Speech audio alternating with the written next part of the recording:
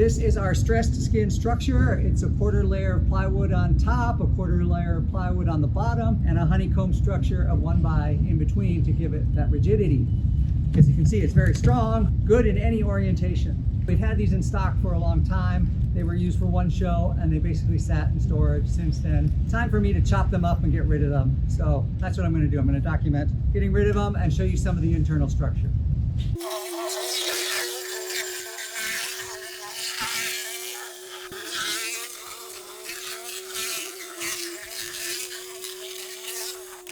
All right, as you can see, here's the internal structure. It's just a thin layer of 1/4 inch plywood, that honeycomb structure of 1x3.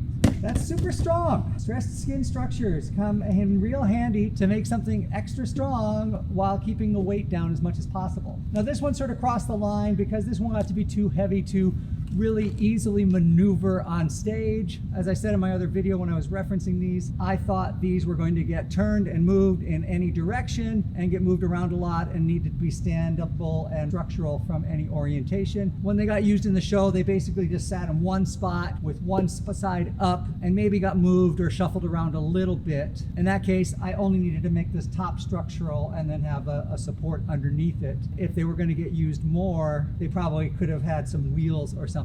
And in this size cube, they did start to get a little heavy. While I can shuffle this around one person and 2 people can probably move it around pretty easily, they are still big and bulky. If I would have thought about it, or if the designer would have thought about it, any turning of this in any direction is really the same as any other direction, so it's more of a visual element, so it didn't need to be structural on all 4 sides. But that wasn't communicated when we built it, so we just tried to achieve the designer's ends, and then the 4 or 5 one-act plays that used these units just didn't use this one hardly at all. But it's a really strong structure. It's a really good structure.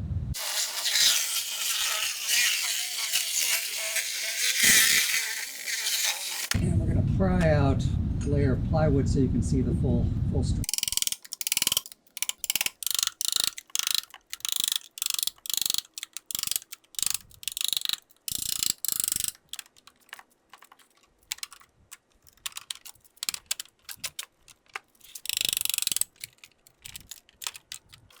And here you can see the honeycomb structure, just like a hollow core door, but made to be structural to stand on with the 1/4 inch plywood top and bottom. A little bit undersized from what our recommended distance is going across the grain. And you can see where this piece extended that way, and then this piece turned 90 degrees and extended that way, and the next one, and they kind of went all the way around to create that structural corner. Worked well, served us well.